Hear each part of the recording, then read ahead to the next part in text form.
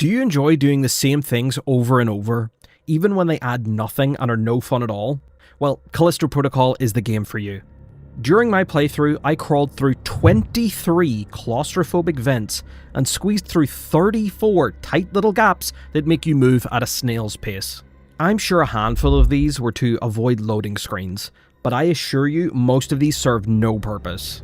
It feels like they only want to slow you down every possible chance they get, so enemies like this stupid tentacle head thing can get the jump on you for a cheap jump scare surprise. Glenn Schofield, the creator behind the classic horror game Dead Space, announced his retirement from gaming recently. In Dead Space, you play as a normal guy who's ill-equipped to battle a zombie outbreak in an enclosed, claustrophobic setting with a sense of loneliness and dread. Body horror and gore taking center stage as you struggle and fight and die in gruesome fashion. An intriguing story where not everything is as it seems. He tried to do this again with the Calisto Protocol, which so badly wants to recapture what made Dead Space great, and you can see the influence all over it. What we get instead is an exercise in frustration and repetition. A complete disappointment in every sense that thinks jump scares are the only way to get a thrill.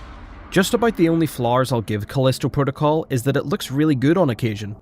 The whole cast of faces, including the guy from Transformers, Kimiko from The Boys, and Starkiller, are all super well done.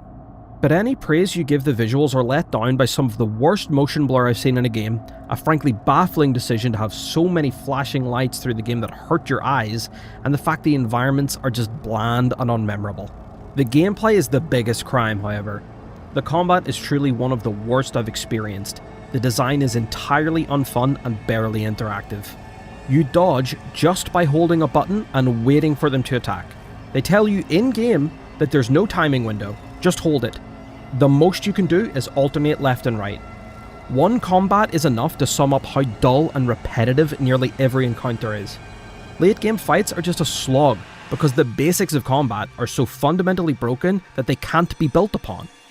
A boss enemy they throw at you 4 times, by the way, is slow and boring, and any attempts to spice things up all lead back to the root problems of their combat system. Combat happens so very often too. It's all the game has.